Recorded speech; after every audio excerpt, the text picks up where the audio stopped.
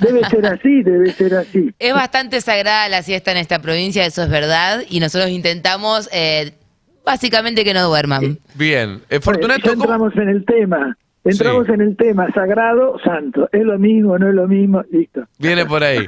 Fortunato, ¿cómo se pronuncia tu apellido? ¿Malimasi, Malimachi? Mira, como ustedes quieran, Malimasi yo le digo para no usar la Y, porque Bien. no, nunca lo usaron familia italiana, así que bueno, Malimachi podría ser, pero tampoco mis abuelos nunca usaron la CH, así que bueno, pero ya a esta altura he perdido identidad, así que no hay problema. Fortunato, le cuento a la gente, es sociólogo, fue nombrado por sus valiosos aportes y logros en las líneas de investigación en sociología histórica del catolicismo, grupos religiosos en sectores populares y pobreza y políticas sociales.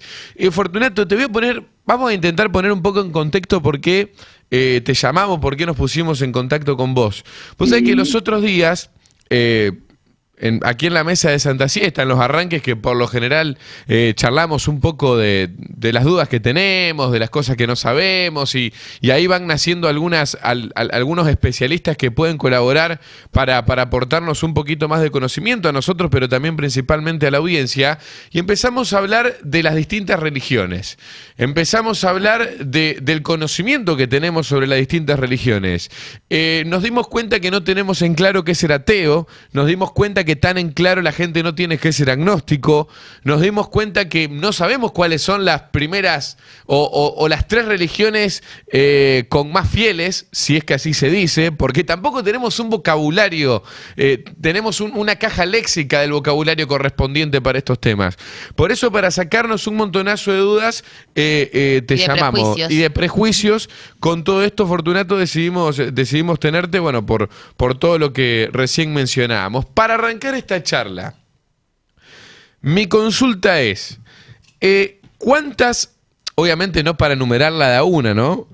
Pero, a ver, yo por lo que tengo entendido, hay religiones, hay doctrinas, no es que todo se limita a religiones cuando hablamos de creencias que la gente tiene. Bien, muy bien. Es casi como yo empecé a escucharte el programa a ustedes, cómo se certificaba para ir a una veterinaria. Bien. En esto están los grupos que históricamente profesan y se organizan en una religión, y están los estados que reconocen tal o cual manera de hacer determinada actuación en el espacio público como religión. Y esto en el caso argentino es interesante porque se diferencia de casi toda América Latina. Ajá. Yo te diría, por ejemplo, si yo soy el Estado ha creado, lo creó hace tiempo, pero sobre todo la última dictadura, lo que se llamó el fichero de cultos.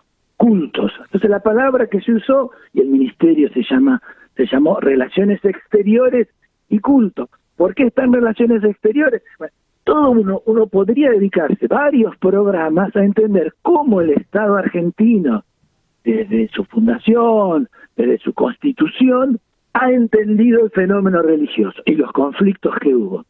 En esto, cuando uno dice el fenómeno religioso, se va a meter enseguida con la Iglesia Católica. Claro. ¿Y por qué con la Iglesia Católica? Porque es la principal creencia institucionalizada en toda América Latina y que viene de siglos de dominación y presencia española. Entonces vos tenés toda una discusión. Yo estudié en la Facultad de Derecho, me dirían, ¿qué culto? ¿Cómo fue? ¿Cuándo llegó? Voy a los de sociales, me dicen, a ver, ¿cuál es la presencia social? Y si voy a filosofía, van a decir, a ver, ¿cuáles son esas doctrinas verdaderas o no? Entonces, nosotros en nuestro grupo, que es un grupo que viene desde las ciencias sociales, no vamos a decir quién es verdadero o falso. ¿Por qué?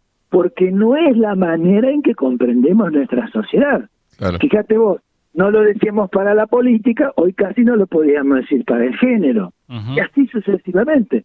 Nuestra sociedad es un verdadero varón, es una verdadera mujer. Hoy diríamos, no es la manera en que comprendemos. Es un fichero de culto presente hasta el día de hoy, aunque desde los últimos años de democracia no se tiene en cuenta. Vos te metés al fichero de culto y acá viene la primera gran, dice, serán fichados en este organismo todas las personas que quieran hacer pública su culto que no sean católicos. Primera gran problema. Los católicos, porque ahí viene, porque la Constitución, el artículo 2, habla de la religión católica y que hay que sostenerla. El Estado argentino, desde 1853, con las reformas de 1868 y con las reformas en la época de Cristina Kirchner, sigue afirmando que la Iglesia Católica es una institución de derecho público, público. Con aportes del Estado. Con aportes del Estado, esto, claro.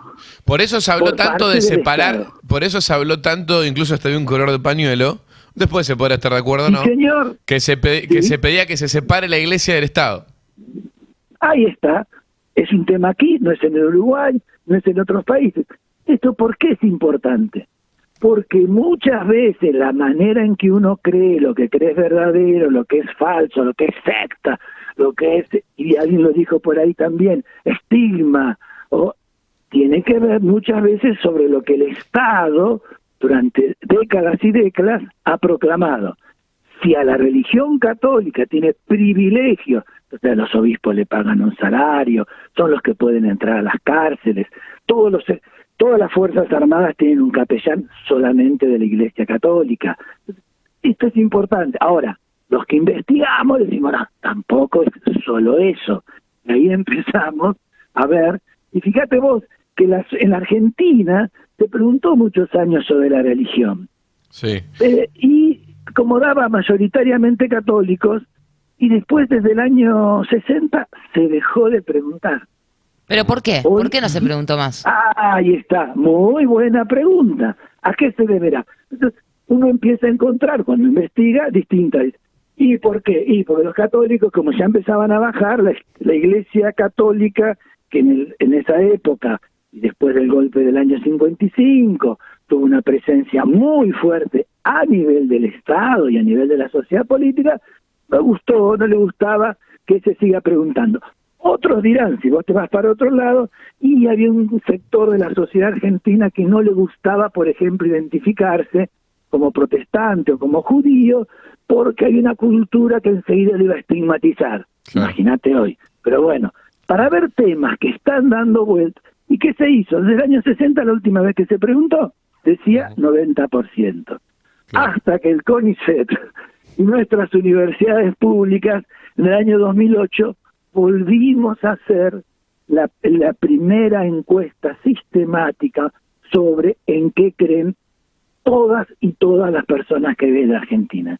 Para gran sorpresa, porque ahí empezó a aparecer que los católicos ya no eran la enorme mayoría, la que constituyó la identidad nacional, el ejemplo de la argentinidad. Yo les puedo hacer miles de vocablos que van asociados a esa catolicidad, hasta el Papa argentino, no me meto.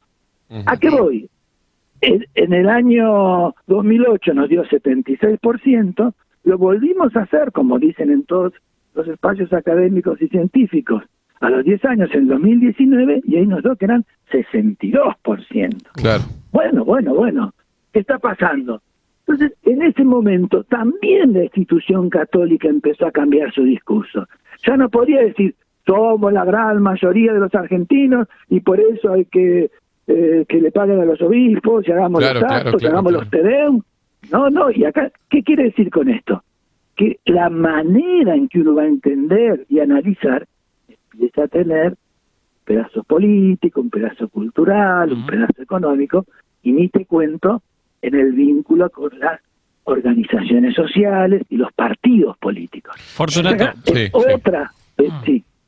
No, me quería meter ahí en eso que marcabas de cómo empieza a descender la cantidad de fieles católicos. Hablábamos de un 90% hace algunas décadas, hablamos ya del 60 y pico %, y marcaste dos cosas puntuales. Marcaste la economía y marcaste también las organizaciones sociales, y en la presentación AUS hablaba de tus trabajos en barrios populares. ¿Qué es lo que se ve en los barrios populares? Porque ve el crecimiento de otras religiones. Innegablemente, la religión, ¿cómo la estudiamos nosotros? Ya en esto quiero que quede claro, y me parece que hay diversas maneras. La nuestra es cómo se construye en una sociedad determinadas creencias que se hacen dominantes, que vos podés decir a las otras que son una secta, cuándo le podés decir que no son verdaderas, y en este caso desde una fuerte impronta que viene desde la invasión o de la presencia de España en 1492, que trae al catolicismo como religión monopólica. ¿Qué puedo decirle yo? Ese monopolio de religión católica se pasó a una hegemonía católica y hoy estamos ya no solo en una hegemonía, sino una profunda transformación de las creencias en Argentina. Cuando yo voy a un barrio, hoy encuentro, bueno, aquí en Santa Fe se presentaron candidatos, no, yo no quiero hablar, no voy a poner nombres, personas que sacaron muchísimos votos diciéndose A o B o C. Hoy en unos barrios que encuentro una enorme diversidad de esa religión. Encuentra una gran mayoría que se sigue diciendo cristiano, y eso es interesante, porque si yo estuviera en Europa me dirían, ojo, vos vas a un barrio y encontrás islámicos. No es el caso de América Latina. O sea, que la protesta contra aquel que dice ser oficialista en Europa se expresa fundamentalmente y vía la inmigración con el Islam. Aquí esa protesta se expresa decir, yo no soy católico, soy de otro tipo de cristianismo, el que se da sobre todo lo que llamamos el mundo pentecostal. Es ese mundo en el cual, y aquí empezamos, que tiene que ver sobre la sociedad que se van creando, o la diversificación de la sociedad argentina, que se va a expresar en las elecciones acá de pocos días, ustedes ya la tuvieron. Es decir, hay un grupo de gente que empieza a tener problemas sociales, familiares, culturales, empiezan a encontrar trabajo, va a la búsqueda, reclamaba mucho al Estado está asociado muchas veces a la Iglesia Católica, sigue hasta hoy, no voy a poner ejemplo si no me voy, y empieza a buscar otra manera de ser cristiano, ya no ir al templo católico, ya no tener las mismas maneras que tienen los católicos, y empiezan a crear comunidades entre ellos, en los cuales estás casado, no estás casado, no le preguntan a nadie, claro. Tenés varios hijos, no tenés. Al mismo tiempo, como son críticos con respecto a ciertas culturas dominantes que se expresan en nuestro país, o el mundo del feminismo, o el tema del cuerpo, expresan una identidad muy fuerte sobre el tema de familia, hijos, sexualidad, que ese catolicismo lo perdió, ya está en otra, claro. O hace tiempo que está en otra. Sí, esto es importante porque después se va a expresar mucho, no solo en el voto, en las identidades que van a ser. Ese mundo evangélico crece mucho con la idea de una relación directa con Jesús sin mediaciones. El mundo católico fundamentalmente tiene la mediación de la institución. Es como la frase que seguramente hemos escuchado mucho, creo en Dios, no en la iglesia, claro, o no en los sacerdotes. Dentro de esa es otra. Esa es de un mundo católico desengañado. Claro, Fortunato, porque existe también dentro, por ejemplo, de ese 62% que nombrabas, mucha gente que tal vez se identifica como católica, pero no va a la iglesia, no comulga, sí. No forma parte de ninguno de los rituales, y tal vez sí se identifica, pero ¿por qué mantener una institución como parte del Estado cuando en realidad no es utilizado por esas personas? Pero esa es la principal de nuestra encuesta, ahora es esa. Ese 62 que yo te dije, el 70% no va nunca al templo. Claro. Es un catolicismo que cree por su propia cuenta. Yo no digo que hagan entre ustedes ahí, no lo voy a preguntar. Pero yo cuando voy a ver que, o sea, la mayor, este 60 que se dice católico, solo tiene un 8 a 10% de personas que van al templo cada semana o cada 15 días.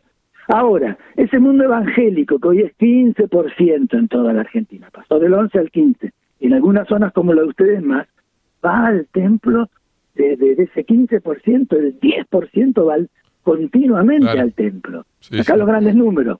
Entonces, esta diferencia de ir al templo es vital para entender cuál es el rol del pastor, cuál es el rol de la doctrina, como decían ustedes, cuál es el rol de aquellas comprensiones que se hace, porque si algo son las religiones, son comunidades de interpretación de la vida. La vida, la muerte, el sufrimiento, el cielo, el infierno, por qué te va bien, por qué te va mal.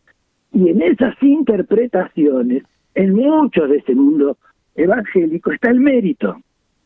Yo me salvo porque soy una muy buena persona y Jesús me viene a buscar a mí. En el mundo católico, si bien está más la idea de solidaridad, de fraternidad. Y sin embargo, la gran mayoría responde de esa manera. Sí. Y ahí vos empezás a encontrar sensibilidades que van transformando la dinámica del barrio y van transformando la dinámica, a ver, ¿con qué identidad política yo me acerco? No digo que la van a votar, pero me acerco. El mérito, que el Estado es una mierda, que los planes sociales son para los... Eso, hay grupos religiosos que es parte central de su concepción en ese vínculo con Jesús y en ese vínculo con la Biblia. Pasó mucho en otros países también de Latinoamérica, esto que decís. Bueno, buscar esa respuesta en la política. Me extendería, pero si está pasando en tantos países de América Latina es porque esa identidad católica entró en crisis, sigue en crisis y sigue en una profundísima crisis. Hace poquito, por otro programa en la tele de ahí de ustedes, me llamaba, había un sacerdote que decía que ya no había más vocaciones, y sí, ya no hay más hay muy pocos jóvenes interesados en ser célibes, en entrar a un seminario. No, en cambio las comunidades pentecostales y protestantes también otras, ojo, solo estas protestantes, bueno, se casan, tienen hijos, tienen problemas, por supuesto, pero son otros distintos. Fortunato. Sí. Perdón que te interrumpo, pero vos sabés que quiero tocar algunos temas que no quiero que queden afuera y no nos queda tanto tiempo. Sí. Uno de ellos es algo que también hablábamos el otro día en debatiendo entre nosotros y llegamos a la misma conclusión de decir, che, es increíble que la gente, sea la religión que sea, tiene todos los fieles, sea, repito, católico, judío, budista, lo que sea, hay algo que está en todas las religiones, que es la fe, que es el denominador común en todas las religiones, sacando a aquellos que dicen no creer en nada. Y eso se condice un poco con la idea de que es el mismo Dios para todas las religiones, ¿no? No, el mismo Dios para todas las religiones no. Este es un tema central. Por algo yo te estuve diciendo mucho de que ese mundo católico se mantiene a partir de la presencia de otros cristianos, no los evangélicos. Claro. Así como, el mundo judío tiene su idea de Dios, el mundo budista tiene su idea de Dios, el mundo afro-argentino tiene distintas. En el caso del cristianismo, su principal creencia, cuando dicen Dios, es en Jesucristo. Es ese Jesús que es el Dios. En otros será otro líder, en otros será otra historia. Claro, pero tal vez es la figura de deidad para poder responder a algo por qué estamos acá, por qué existe la vida, cuál es nuestro objetivo y no sé, todas las preguntas que se hacen en las religiones. A lo que yo voy, Fortunato, por ahí no se entendió, es esa fe que tienen todas las religiones para llegar a una figura suprema. Sí, a eso me refiero yo. Obviamente que después la manera de llegar a ese Dios es completamente distinta en todas las religiones y los dioses son distintos. Uno es Jesucristo, otro es Buda y demás. Es interesante lo que dicen, pero vamos a hacer un poco las creencias. Okay. ¿No? Hay creencias en una sociedad de los cuales uno se aferran de una u otra manera. En el ranking de creencias en Argentina, primero de todo está Jesús, después Dios. ¿Pero quién aparece? Para un 78% de los que viven en nuestra sociedad. La energía. Entonces, cuando yo le pregunto a todos estos que vos me decías que no tienen religión, que ojo, que son muchos más que todos los evangélicos juntos en Argentina. Sí. ¿Qué dicen? ¿En qué creen? Creemos en la energía, en la suerte, en los ovnis. El universo también se habla mucho. En el Big Bang. No, los ovnis. Yo dejo los ovnis porque nuestra encuesta nos impresionó. Casi 40% de todos esos que se dicen no religiosos creen en los ovnis, creen en la suerte. ¿A qué voy? Que las personas no vivimos sin creencias. Claro. Las personas tenemos diversos tipos de creencias. El tema que en esa reflexión algunas se hacen dominantes, otras vos no las podés expresar porque muchas veces la policía, la cultura, los espacios donde vos vivís no te lo dejan. Entonces, el diablo, por ejemplo, el diablo tiene una presencia en la sociedad argentina altísima, casi el 50%. Más que el infierno todavía. Bien, ¿qué es el diablo? Y entonces yo diría, nosotros como grupo decimos, ¿qué interpretaciones tienen en Santa Fe o en la Patagonia sobre el diablo? No son las mismas. O le preguntamos los que fueron a la universidad y los que no fueron, o los que tienen trabajo y no tienen trabajo, o los que tienen por edad. Y entonces nos va dando una heterogeneidad para nosotros valiosísima sobre cómo esa misma creencia, según educación, según territorio, según partido político, según edad, se va transformando. Fortunato. Y esto es lo que nosotros tratamos de investigar. Sí, ¿se puede no creer en nada como respuesta a la existencia, básicamente? O sea, ser una persona que no cree en que haya una razón por la cual estemos acá. Y bueno, el existencialismo durante una cierta época era la nada, ¿no? Pues fíjate que el cristianismo no pudo inventar la nada. El cristianismo fue incapaz. El número 0 fue creación del mundo árabe. El mundo cristiano hasta el 1200, 1300 no podía decir 0. No podía inventar un número que fuera... ¿Por qué? Porque la nada no existía. En cambio, para otros, la nada era parte de su cosmovisión. Y los árabes, que con las matemáticas son mucho más inteligentes, diría mi mamá, pero no es la palabra, que los cristianos inventaron el 0. Entonces digo, acá va. Ahora, es verdad que la nada... Bueno, uno diría, la nada es el 0, no es un -0. La mayoría de las personas creen, por eso nosotros preguntamos mucho en qué usted cree. Claro. Y ahí te aparece la suerte, la energía, la astrología, los curanderos. Pero si yo lo hago después, le pregunto a los católicos, le pregunto a los evangélicos, les pregunto a los ateos, que son poquísimos en Argentina. Cuando la mayoría hoy se expresa es que son sin religión. ¿Qué quiere decir? No son ateos que están combatiendo la religión, que no queremos saber nada porque la religión es el oscurentarismo o es lo que hace que el medioevo. Son muy poquitos. Hay otros que son agnósticos, que le da lo mismo, son más, que le da lo mismo que estén, que no estén. No es no duermen por eso. Ahora, lo que crece cada vez más es las personas que dicen, no tengo religión, y como vienen de ese mundo cristiano, del mundo católico, siguen manteniendo creer en Jesucristo, creer en otros temas. Sí. Y ahora, ese es muchísimo más que todos los evangélicos juntos. Ahora, ¿qué pasa? Este grupo de gente que no tiene adscripción, no tiene institución entonces. Fortunato, y respecto, no aparecen las encuestas. Respecto de esto de las instituciones, hablaste mucho de cómo también la política tiene su juego dentro de las nuevas religiones. ¿Qué pudieron ver? ¿Cómo empezaron las nuevas religiones a meterse dentro de la política de los candidatos, en las propuestas que hacen? En Argentina se hace Te Deum, 9 de julio, ahora se hace hasta el 25 de mayo. Muchísimos países, casi ninguno más. La Iglesia Católica decidió allá por el 64, cuando hizo una reunión con todas, que no había que hacer más Te Deum. ¿Por qué? Porque el Te Deum lo pide el presidente. Le dice, grupo religioso, venga a rezarme a mí. La Iglesia Católica, que había entrado en una discusión, la sigue hasta el día, dijo, no, ¿por qué? ¿Por qué te toca ir a rezar? Aguanta. En nuestro país no solo no van, sino que cada vez quieren ir más.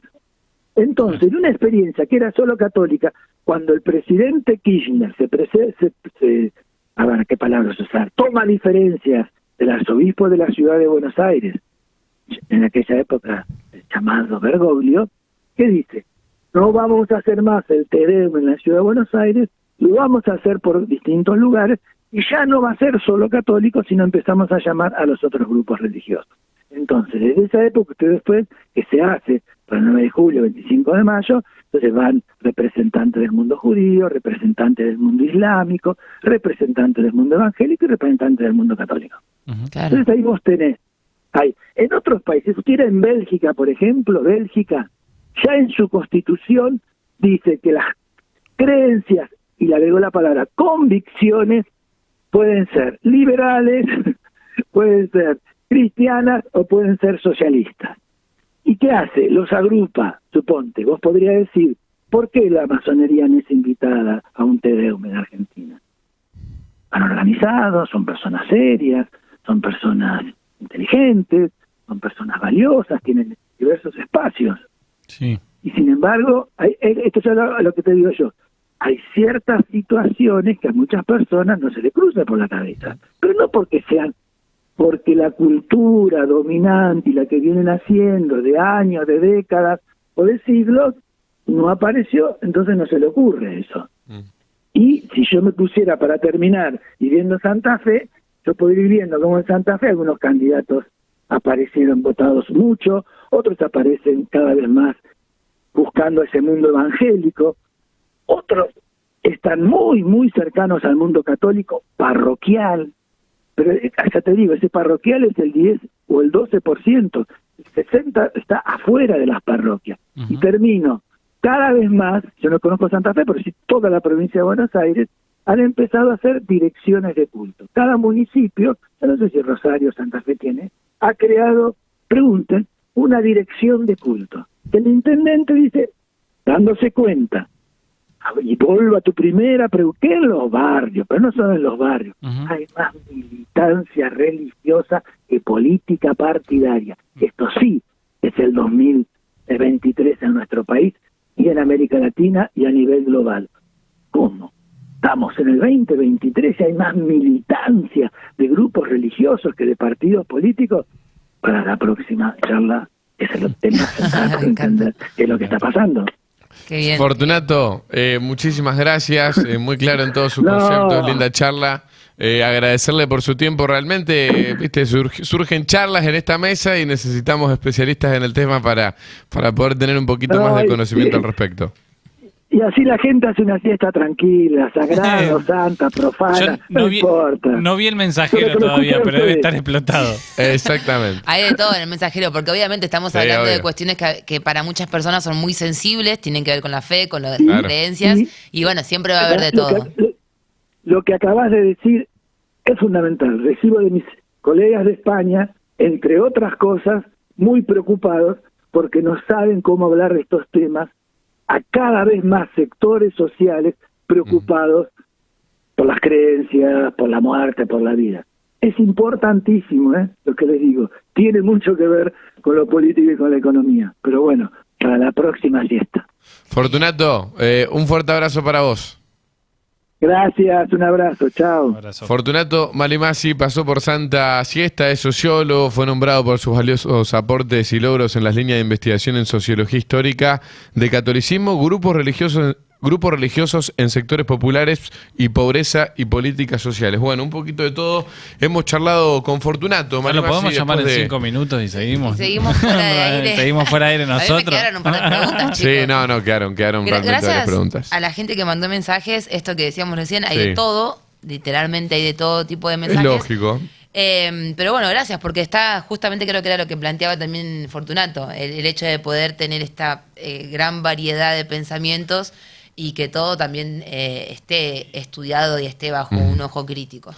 Fue la nota más Santa Siesta que hicimos hasta el momento. Y vos sabés que me quedo pensando en esta contraposición de cómo empezó a bajar una religión que era la dominante, la hegemónica, como planteaba Fortunato, pero cómo cierra la nota.